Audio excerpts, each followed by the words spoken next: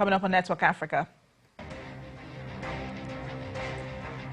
The African National Congress faces a tough test as South Africans vote in the 6th democratic national election since apartheid ended 25 years ago.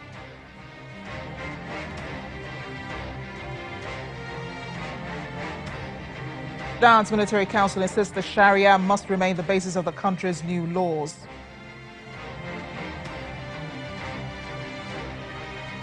And a separatist group in Ghana threatens to declare an independent state on Thursday.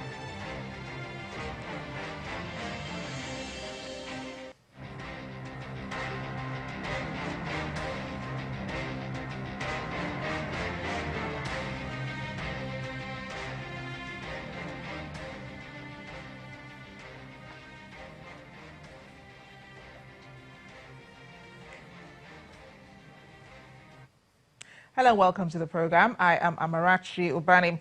We begin today in South Africa, where citizens have gone to the polls to cast their ballots in the 6th democratic election since apartheid ended 25 years ago. The African National Congress, which led the fight against apartheid, has governed the country since 1994. But its support has eroded as the large inequalities have remained. The centrist Democratic Alliance and left-wing economic freedom fighters are providing the main challenge in today's election. From the politicians to the regular voters, the polling stations in and around Johannesburg witnessed a huge turnout of voters from early in the morning. There could be nothing more special, there could be nothing more historic than be able to express our future, vote for the future of this country and for the South Africans who are unemployed. It's a new struggle and we are fighting for the protection of freedom and the advancement of freedoms for all South Africans.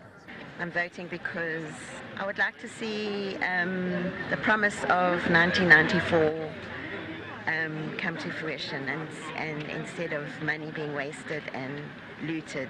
The electoral process is very transparent, all-inclusive, and very fair and very free. President Cyril Ramaphosa voted at Chawela, Soweto, where he grew up. He reiterated his party's promises. I'm excitingly confident. The response of our people to voting is just amazing.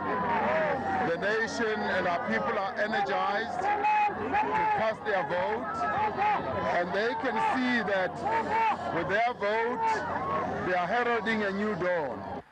And former President Thabo Mbeki voted in Houghton. Everybody is in very good mood, participating very smoothly, and that's very good for all of us.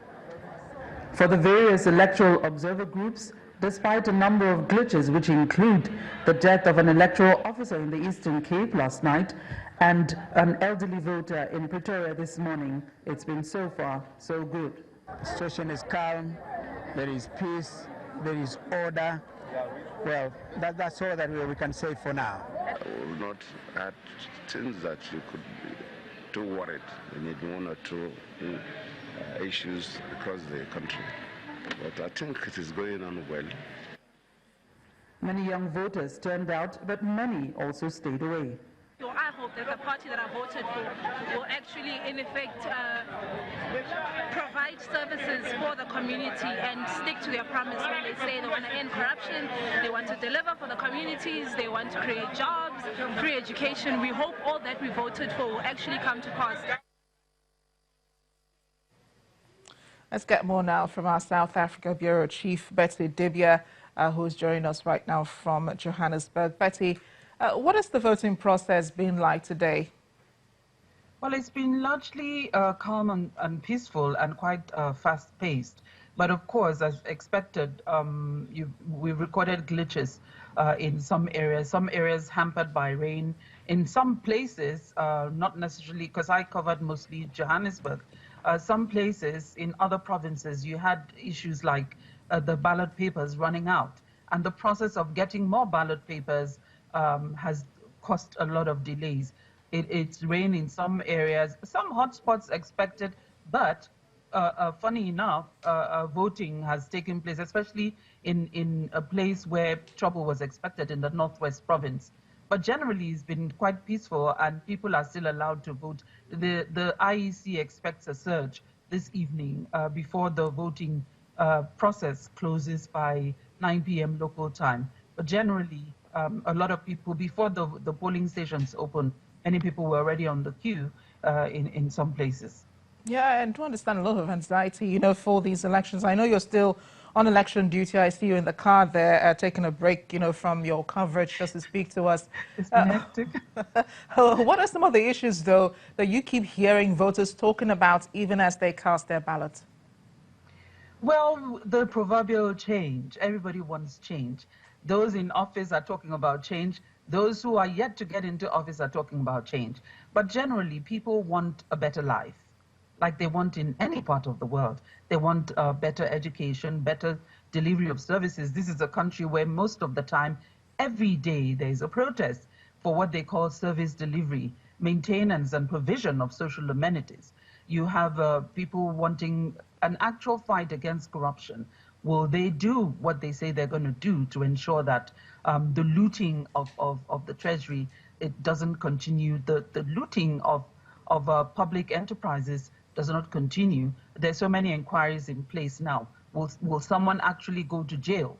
These are some of the things. They want better hospitals. They want just a better life generally.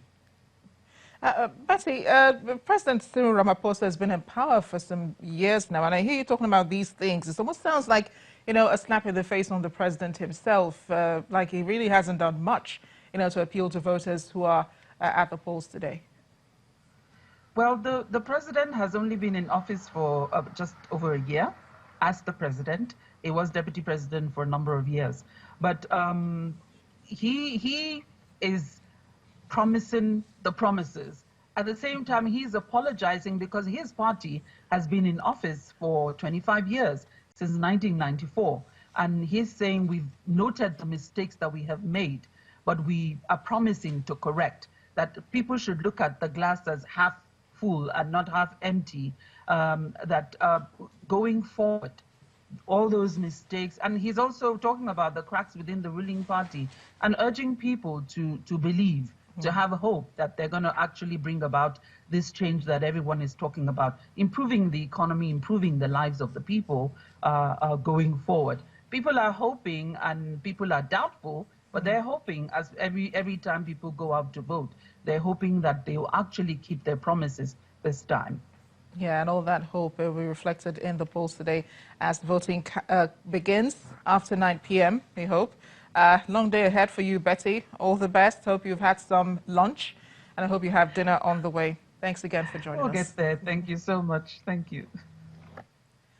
As protesters remain defiant in Sudan, the ruling military council is insisting Sharia remains the basis of the country's new laws.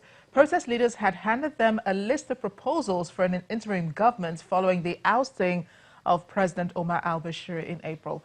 But the 10-member military council says it has many reservations about their suggestions, including the protesters' conspicuous silence on Islamic law. Talks between the military and the opposition remain deadlocked. Sudan's constitution currently specifies that Sharia is the country's guiding principle. However, under Mr. Bashir's rule, it was applied inconsistently. Activists say it was used rather to target women. Troops loyal to Libyan militia leader General Khalifa Haftar say they have shot down a warplane and captured its pilot, whom they allege is a foreign mercenary. General Haftar's Libya National Army says the Mirage F-1 was downed in Al-Hira region, some 70 kilometers south of the capital, Tripoli.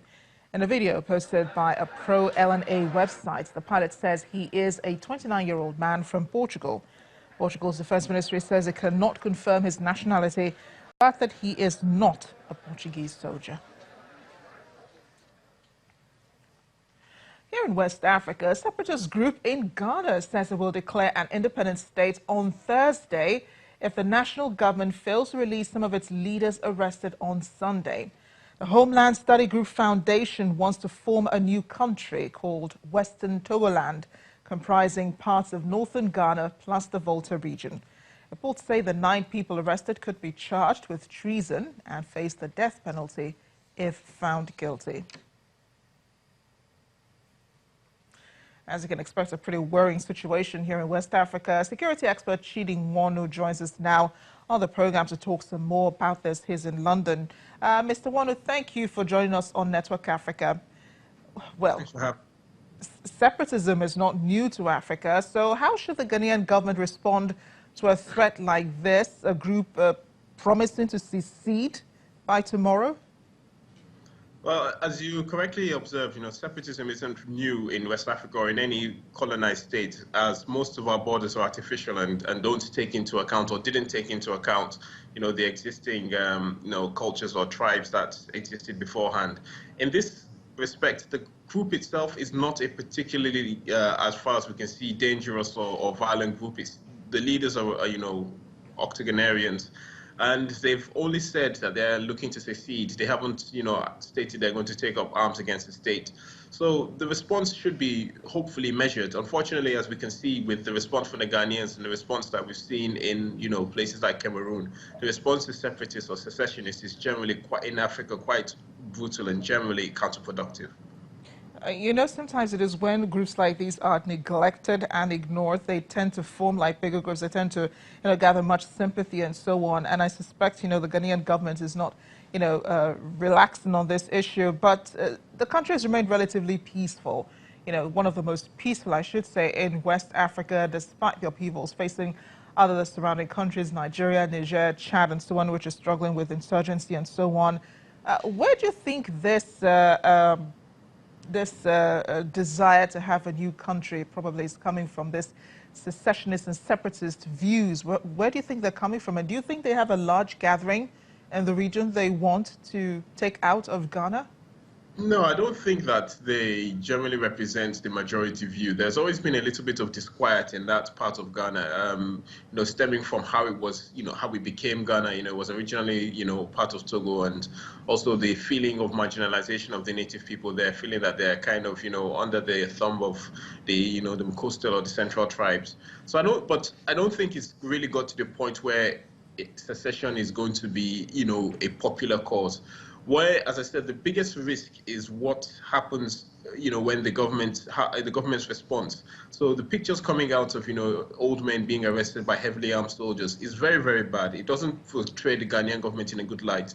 It looks as if the government is overreacting to what could be something that could be dealt with by, negotiations and discussions. Putting 9 people on trial, especially old people like this, for treason with the threat of the death penalty is a massive overreaction. Mr. Chidi Nwonu, thank you again for speaking with us. I guess we'll have to wait till tomorrow to see how the government really responds, to these issues. Thanks again. The brother of Equatorial Guinea's long-serving ruler, Teodoro Obiang Nguema, and the minister in charge of his security has died. Antonio Nguema died of an unspecified illness at a hospital in South Africa. He survived numerous cabinet reshuffles as defense minister, and until his death, was the Minister of Presidential Security. Antonio Nguema was also among the top brass who helped strengthen his family's grip on power, crushing 2 attempts at overthrowing the government. It's not immediately clear who will replace him, but the president will be looking for an ally who will keep his government entrenched. After 40 years in power, President Nguema remains the world's longest-serving non-royal head of state. The World Health Organization's Strategic Advisory Group of Experts, SAGE, has issued new recommendations to address vaccination challenges in the ongoing Ebola outbreak in the DRC. The recommendations include endorsing operational adjustments to make the vaccination process faster and adjusting the dosage based on available efficacy data. That report in a minute, because we have to take a short break now. Graffiti artists in Khartoum bring Sudan's revolution alive through street art. Stay with us.